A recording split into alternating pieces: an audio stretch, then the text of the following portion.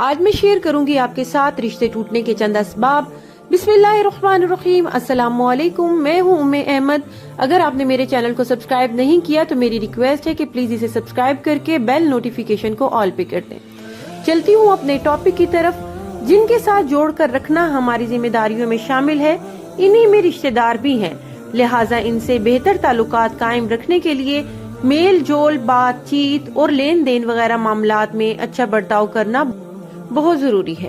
مگر بدقسمتی سے آج لوگ کم علمی، غلط فہمی، عدم تربیت یا پھر اپنی انا ایگو کے سبب بات بات پر رشتوں کو توڑ کر ایک دوسرے سے منہ موڑ کر بیٹھ جاتے ہیں۔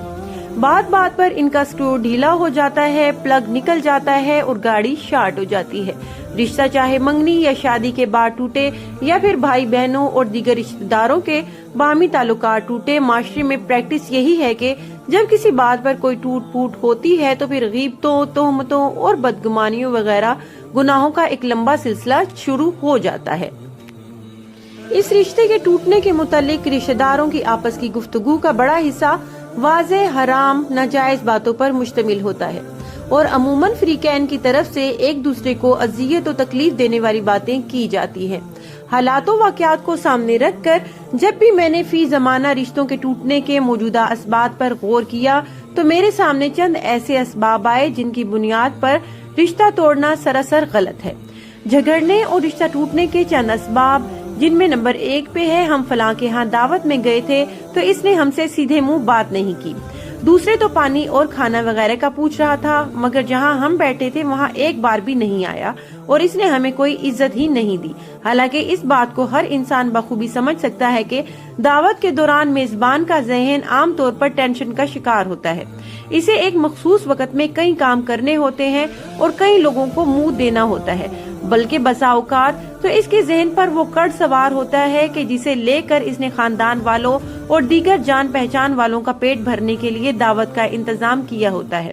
ایسی حالت میں کر بیٹھ جاتے ہیں، ہم نے فلاں کو اپنے ہاں دعوت دی تھی مگر وہ آئے نہیں، لہٰذا اب ہم بھی ان کے ہاں نہیں جائیں گے۔ حالانکہ اس کے نہ آنے کی کئی وجوہات ہو سکتی ہیں۔ اسے کوئی ایمرجنسی ہو سکتی ہے، مالی لحاظ سے اس وقت وہ پرابلم کا شکار ہو سکتا ہے، یا اسی طرح کا کوئی اور ایشو ہو سکتا ہے جس کے سبب وہ نہ آیا ہو۔ وہ نہیں آیا، اس کا شکوہ ہم نے 10 آدمیوں سے تو کیا، مگر کیوں نہیں آیا؟ کیا کبھی اس بارے میں ہم نے اسی سے بات کی؟ وہ اس کے گھر پر جاتا ہے، میرے گھر میں نہیں آتا۔ وہ اس کو تو اپنے ہاں ہر دعوت میں بلاتا ہے، مجھے نہیں بلاتا۔ تو بھائی اس کو حق حاصل ہے کہ جس کے گھر جائے اور جس کے گھر نہ جائے۔ اس کے گھر وہ کسی کام سے جاتا ہے اور آپ سے اس کو کوئی کام نہیں، لہٰذا وہ آپ کے گھر نہیں آتا۔ یوں ہی جسے دعوت میں بلائے اور جسے نہ بلائے، اسے اس بات کا حق حاصل ہے۔ بسا اوقات ہوتا یہ ہے کہ کسی آدمی کی طبیعت کے بارے میں پتا ہوتا ہے کہ فلاں اگر کسی خوشی کے موقع پر بھی آئے گا تو بیڑا غرق کر دے گا اور اچھے بھلے ماحول کا ستیہ ناش کر دے گا۔ اس کے مزاج میں ہی لگڑنا، جھگڑنا، طنز و طعنہ، اعتراضات اور دل دکھانا ہوتا ہے۔ 4 آدمیوں میں بیٹھنے کے لائق ہی نہیں ہوتا ہے۔ آپ خود بتائیے کہ ایسوں کو اپنی خوشی میں شریک کرے گا کون؟ نیز بسا اوقات مالی لحاظ سے پوزیشن نہیں ہوتی، اس لیے آدمی گنے چنے افراد کو ہی دعوت دیتا ہے۔ ایسی صورتحال میں ناراض ہو جانا ٹھیک نہیں ہوتا، بلکہ اپنے دل بڑا رکھیے اور خوشی کے موقع پر کی جانے والی دعوت کا پتہ چلنے پر اس کو کال کر کے مبارکباد دیجیے کہ ماشاءاللہ آپ کے ہاں یہ ہوا ہے، لہٰذا بہت بہت مبارک ہو۔ اللہ پاک نظر بد سے بچائے، اتنی سی بات کر دیں، کیا حرج ہے؟ دیکھو یار، فلاں حج عمرے پر گیا تھا تو ہمیں نہیں بتایا، واپس آیا تب بھی نہیں بتایا، ہمیں تو فلاں سے پتا چلا۔ تو کیا اس پر شرعاً واجب تھا کہ آپ کو بتا کر یا پھر حج یا عمرے پر جاتا اور واپس آنے کے بعد بھی آپ جناب کو خبر کرتا؟ اسی طرح جب کوئی حج کی مبارک سفر سے واپس آتا ہے تو اول تو مبارک باد کا سلسلہ ہوتا ہے، اس کے بعد پھر پوچھ گچھ ہوتی ہے کہ کیا لائے۔ بہنیں الگ پوچھتی ہیں، بھائی الگ پوچھتے ہیں، زوجہ الگ پوچھتی ہے، اولاد الگ پوچھتی ہے۔ بہن اور بیٹی کے سسرال والے بھی بولتے ہیں کہ ہمارے لیے کیا لائے۔ داماد صاحب اپنے حصے کی وصول یابی کے لیے الگ بےتاب ہوتے ہیں کہ جناب میرے لیے کیا آیا ہے۔ بہو بولے گی کہ میرے لیے کیا لائے ہیں۔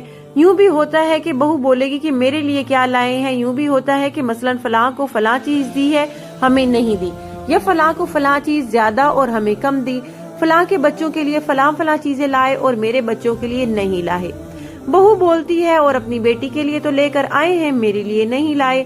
اس میں بچوں کے لیے لڑائیاں الگ ہوتی ہیں، نواسوں کے لیے تو لائے ہیں اور پوتوں کے لیے نہیں لائے، یا پھر یوں کہا جاتا ہوگا کہ پوتوں کے لیے تو لائے اور نواسوں کے لیے نہیں لائے۔ بالفرض اگر آپ کے لیے کچھ بھی نہیں لائے یا آپ کو کچھ بھی نہیں دیا تو بتائیے کہ کیا آپ کا شرعی طور پر کوئی حق بنتا تھا کہ آپ کو ملتا مگر نہیں ملا؟ کسی کو اگر انہوں نے کم دیا یا زیادہ دیا اور کسی کو کچھ نہ دیا تو اس بات کا انہیں اختیار ہے، نیز یہ تحفوں وغیرہ کا سلسلہ وہ اخلاق، محبت اور پیار کے دائرے میں کر رہے ہوتے ہیں، ان پر فرض یا واجب نہیں ہوتا کہ وہ آ کر سب کو بانٹے۔ جب ان پر شرعاً لازم نہیں ہے تو آپ بھی ان کے خلاف بات نہ کریں اور ان سے جھگڑا نہ کریں۔ اگر انہوں نے آب زمزم کی ایک چھوٹی سی بوتل اور چند کھجوریں دے دی تو بھی بہت ہے، تبرک تبرک ہی ہوتا ہے، کم ہو یا زیادہ۔ کیا آب زمزم تبرک تبھی ہوتا ہے جب آپ کو اس کا ایک بڑا سا کین دیا جائے؟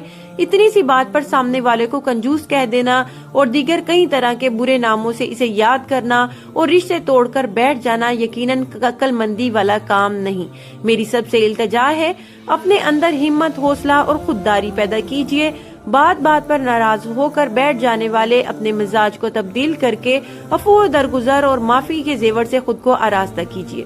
رشتوں کو توڑنے کی بجائے جوڑنے والے کام کیجیے۔ اللہ پاک ہم سب پر رحمت کی نظر فرمائے۔ یاد رکھیے، عمر میں اضافہ دراز عمری صرف صلہ رحمی میں پوشیدہ ہے۔ اللہ تعالیٰ فرماتے ہیں جو جوڑ کے رکھتا ہے اس کی عمر دراز کی جاتی ہے۔ ویڈیو پسند آئے تو شیئر کر دیں۔